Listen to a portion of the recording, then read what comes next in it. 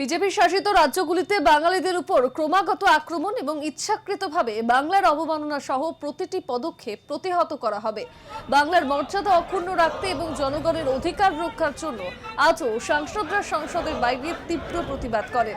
সাংসদরা এদিন স্পষ্ট বার্তা দেন, বাংলার পরিচয় এবং জনগণের উপর যে কোনো আক্রমণে তীব্র প্রতিরোধের মুখে পড়তে হবে। বিজেপি শাসিত রাজ্যগুলিতে বাঙালিদের উপর ক্রমাগত আক্রমণ এবং ইচ্ছাকৃতভাবে বাংলার অবমাননা সহ প্রতিটি পদক্ষেপ প্রতিহত করা হবে।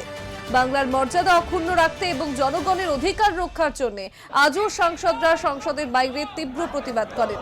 সাংসদরা এদিন স্পষ্ট বার্তা দেন, বাংলার পরিচয় এবং জনগণের উপর যে কোনো আক্রমণে তীব্র প্রতিরোধের মুখে পড়তে হবে। বিগত কিছু সময় ধরে লাগাতার ভিন রাজ্যে বাঙালি হেনস্থার ঘটনা আমরা দেখতে পাচ্ছি। শুধুমাত্র বাংলা ভাষায় কথা বলার কারণে তাদেরকে মারধর করা হচ্ছে, হেনস্থা করা হচ্ছে, আটকে রাখা হচ্ছে, এমনকি বাংলাদেশি তকমা সেটে দেওয়া হচ্ছে তাদের গায়ে। এবং তার বিরুদ্ধে ইতিমধ্যেই সরব হয়েছেন মমতা বন্দ্যোপাধ্যায়, আর এবার সংসদেও চলছে তার প্রতিবাদ।